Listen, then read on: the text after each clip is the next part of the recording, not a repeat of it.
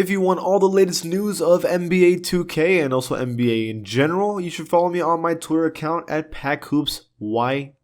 Not only that, I do giveaways all the time when it comes to VC, games, and also even consoles. So check it out, follow me, and see you there.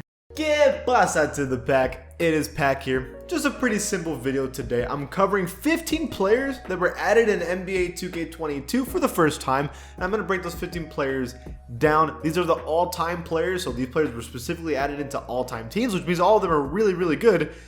And I'm going to talk about them. But before this video starts, please be an OG, join the pack and subscribe. And leave a like on the video. It helps the channel out a lot, right? So, at number 15, all the way in the Cleveland Cavaliers, and that is Jim Chones, who's an 85 overall. He is one of the worst players on the all-time Cavs team, but he did make it onto the team. Okay, he's a paint beast. He's 6'11". He's been on this team for many, many years, from 1979 all the way down to 1974. So rookie season onward, he was a defender who could rebound very well and was pretty decently efficient. Again, all-time Cleveland Cavaliers players, there really isn't that many that were that great. So that's why he's the weakest one on this list, but he does deserve to be on it for sure. Now up next at number 14, okay, we have Don Boos. So first thing to notice is that we're going to be on the Pacers for a while in this video. There's a lot of Pacers players that were added, and a lot of them have to do with championships. Remember, the ABA was a thing, and the Pacers won 3 championships in that time, and Don Boos was one of those players that was a part of the championships, right? He's an 87 overall. What he was known for by far was his ridiculous elite defense. This man was a Dennis Rodman of steals. He averaged 4 steals a game in one season. He was absurd. He definitely looks like the kind of guy that plays really good defense. Even though the face scan is pretty bad and the hairstyle's pretty bad, he is added to this team. Now, up next at number 13 is a Wizards player, and his name is Don Ole, right? So here's a player that played for the Wizards. The Wizards are another team that during this time of like the 60s to early 70s, kind of like the forgotten era of basketball, the Bullets at the time were really, really good. And Don Ole was one of those players, averaging, 20, 18. I mean, this was a guy that was all-star for multiple years. I'm surprised he wasn't an all-star even more of those years. I mean, he was a very good NBA player, and he was a part of a very good NBA team, so he deserves to be on this all-time team. Staying on the Wizards is another player, 87 overall on the Wizards, and that's Jack Moran. So Jack Moran, he was a guy from the 70s and 60s, kind of the same time with Don Ole. Both guys were just getting buckets the whole time. I mean, this Bullets team was very decent for a very, very long time. And they even added all of his like face scan, tattoos, and all that stuff. So that's good for any Wizards fan that wanted more depth in the all-time team. There you go. So this one's a pretty important one and kind of a controversial one. So Glenn Robinson, first of all, being added onto the game is massive, right? Glenn Robinson's one of the bigger names in basketball history. 87 overall, which is very low. This is an NBA champion who succeeded with the Spurs.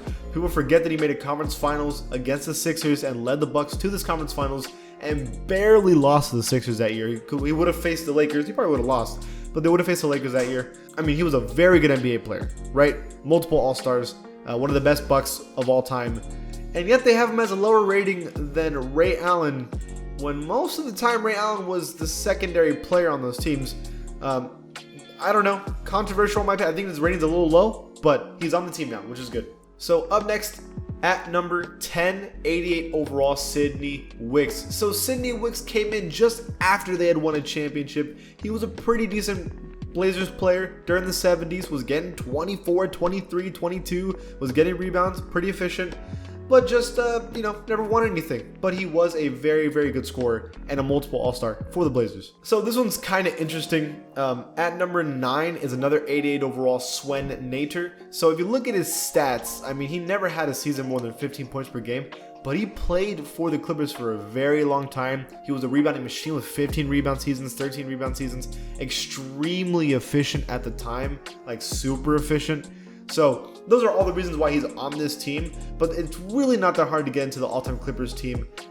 If we're being real, I mean, they have Lamar Odom, JJ Redick on these teams. So he made it in. Going back to the Pacers, we are with Bob Natoliki, another ABA player, won championships, was the second best player on those championship teams. was a great center for them at the time. They actually don't have his stats, but he was 6'9". Again, not only was he a great rebounder, he was a defender. He also could score efficiently in the post and was a great number 2 on this championship level team. So at number 7, we have Bailey Howell, 89 overall on the Pistons. Had multiple years, all-star appearances, even had successful years outside of the Pistons, and I believe he won championships with the Celtics as well. The dude was an absolute monster for a very long time for his career, and one of the great Pistons before anybody else, like before Isaiah Thomas and all them. Like, just a great player. So at number 6, y'all are gonna kind of like this one. Louis Dampier. This one's really interesting in my opinion. Now, 6 foot, he was really short at the time. So he was in the ABA with the Spurs before they were called the Spurs, right? And he was the first ever like shot creating 3-point, high efficiency and high level 3-point shooting guy ever. There was 3-point shooters, but people were shooting like 1 or 2 threes a game and you were considered a 3-point shooter. Remember, Steve Kerr was considered the best 3-point shooter in the 90s and he was shooting 1.5 threes a game, okay? Louis Dampier was shooting 7 threes a game in the freaking early 70s, bro. I mean, the dude was an all-star, like was the first real taste of how basketball is today, and he's super cool.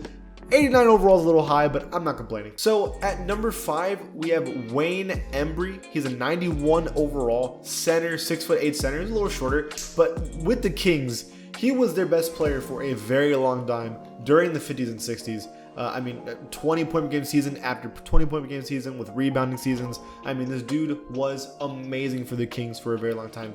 Multiple All-Stars. Never won anything, but he was fantastic for so long. So at number 3 is Bill Sharman. He's a 92 overall on the Celtics. So let me tell you right now, if you've made it to the all-time Celtics team, you know you're a good NBA player. This guy was multiple All-Star appearances, 4 championships. He was the number 3 option to Bob Cousy and Bill Russell for a very long time. There really isn't much else you need to say about a guy that has played as well and as long as he did. At number 2, back onto the Pacers, we have Mel Daniels, who's the best Pacer player on this team. So he was added because he was dominating the ABA for a very long time, won 3 ABA championships in the little history the ABA existed, okay? He led his teams into all those championships, right? And then on top of that, I'd argue that he has a better case for Pacers GOAT than Reggie Miller. I think Reggie Miller needs to be on this team, would be number 2, but this dude won them 3 championships for the ABA. I mean, he was fantastic for so long. Definitely needs to be in that conversation. And finally at number 1, Dolph Schayes, 94 overall. He was already on my team, but they did not have him in Play Now and anything that you could do my NBA stuff with. He's now added onto this team. He makes the case for the 3rd greatest 76er of all time with one of the most historic franchises of all time. That's pretty fire. They have him higher than Will Chamberlain. That's how good this player was, okay? He led the Sixers to their first ever NBA championship. He was one of the very few people that was efficient in the way that he played. He played kind of like a guard, even though he was a power forward, and still was super efficient, which is like rare, right? The dude was dominating the league in a league that was being dominated by the Celtics. He was crazy. Now, those are all the players that have been added for the all-time teams. What video do you want me to make next? Leave it in the comments below. And if you like this channel, please give it a sub, and I'll see you guys next time.